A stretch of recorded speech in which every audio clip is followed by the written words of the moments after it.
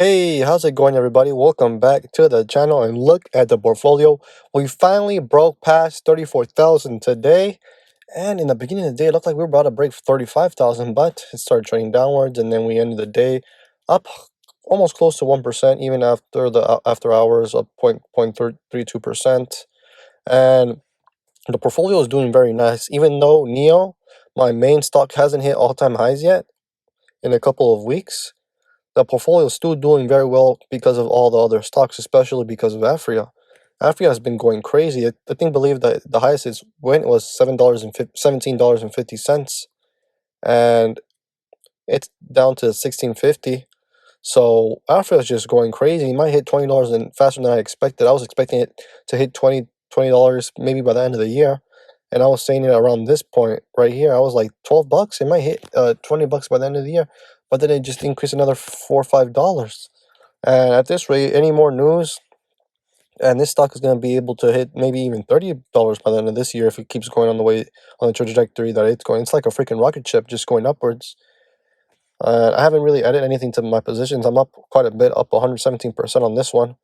And I believe there will be a pullback, maybe back to $15. It's just another opportunity to buy if you haven't got in.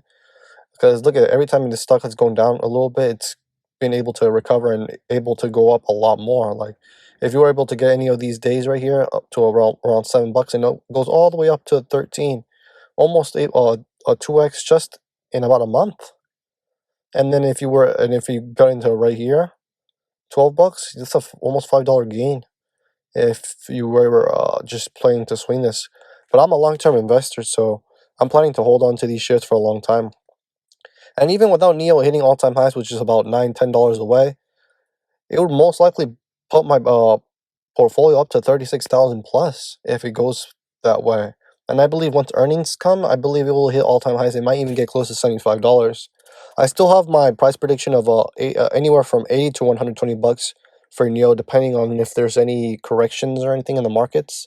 If there's no corrections this year, like any major corrections of more than 10 to 15%, then I believe that this stock in this company NEO will go past $100. 100, it will go up to 120 at least, honestly. But if there is like a huge market correction or even a crash of 20%, I believe a crash is 20%, and anything under that will be a correction. 15% is a correction. Major corrections 15%. If any major correction happens or a crash, I believe then it might be a little while for NEO to get to that 100 plus price target of mine that I have. And even Jumia, like the problem that I'm having right now is that, and this is a good problem to have, honestly. If let me know down in the comments what your opinion is on this. Is that the only problem that I'm having personally is that I didn't buy enough in the beginning. Like I was skeptical on buying stocks like this. NEO was only when I was 100% I had 100% conviction in it, but other than that, all these other ones, there was doubts in my mind, except for Shopify. That's why I didn't get as much shares as I wanted in the beginning. I wanted kind of to average in. Usually, when I start my positions, I started my positions like 10% of my portfolio. Like you see, most of these positions are about $2,000 or more, because that's where I start my positions at. Because I started this portfolio about 20K. So I'm like, okay, I'll start my position at 10% of my total portfolio. So I have Dropbox here, and it was at 2,000, and it didn't drop that much. It's always stayed around 20 to $23. The lowest I've seen it was $18. But even then, I felt like I maybe got a few shares, and then I seen MP Materials. I bought in, and it hasn't really moved that much since I purchased it personally. So I know before it's been going up, but usually I like to build into my positions, and most of these stocks that I bought started going up instantly. That's why my portfolio since the beginning of the year, since I basically started making videos every single day, has shot up from $22,871 to 34,000, almost $12,000 in a month. It's mainly because the stocks have just been going straight up. Usually, I would like to see these stocks at least stay steady or go down a little bit so I can build out my positions, especially in Jumia and Corsair Gaming and MP Materials. I haven't really been able to purchase more because the stock's just been going up. And MP Materials has been doing all right, but I wish it would go down a little bit more. I wish the whole stock market would go down a little bit more, just so I can have a little bit of an opportunity to stack my cash and just be able to purchase. But you know what? The market's just been just going straight up. And I don't know. What do you guys think about this market? I feel like I'm getting the more that the stock market goes up, like my portfolio, I was not expecting my portfolio to go up $10,000 plus in the past month.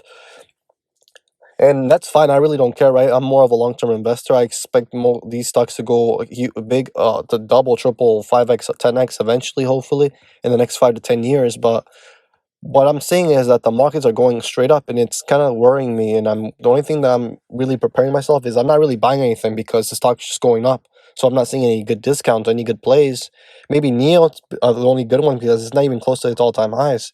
Yeah, it's not. It's kind of close to its all-time highs. It's just under $10. So that's more than a 15% from its all-time highs from the peak, right? The peak is like 66.99, $67.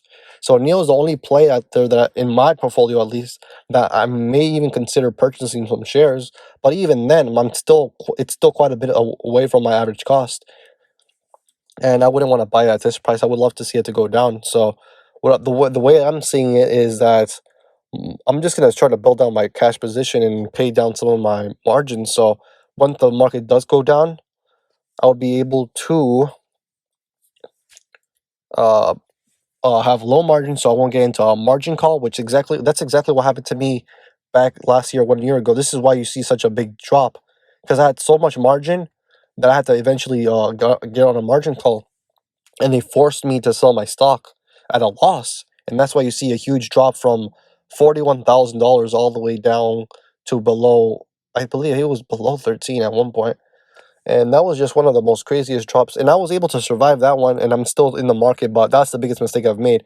And that's the thing that I feel like we're getting close to that again, where the markets were going so high and so fast, and I had so much margin, and I shouldn't have had that much margin. I basically had for every dollar that I had a dollar of margin. So it was like I had 40,000. I had basically over $80,000 in the market at this time.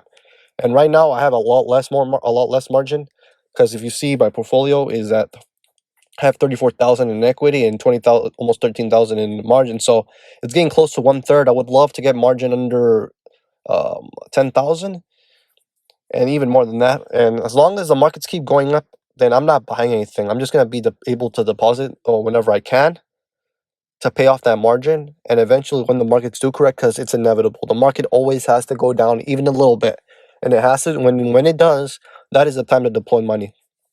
So whenever the markets are green, you just let those babies ride. And whenever the markets start going down, that's when you purchase.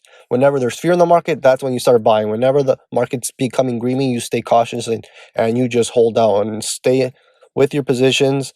And if you see discounts out there, just start buying them because, like I said, remember last year around this time or in March, when the markets were down, if you were able to buy as much shares as you can at such a low discount, basically any stock that you were able to buy more than doubled up from there. So that was probably one of the best opportunities in recent history in this decade that you've been able to get a super discounted stocks. And now in just less than a year, everything's back to being basically overvalued or even basically valued at where it's supposed to be. No, very, very little stocks are undervalued.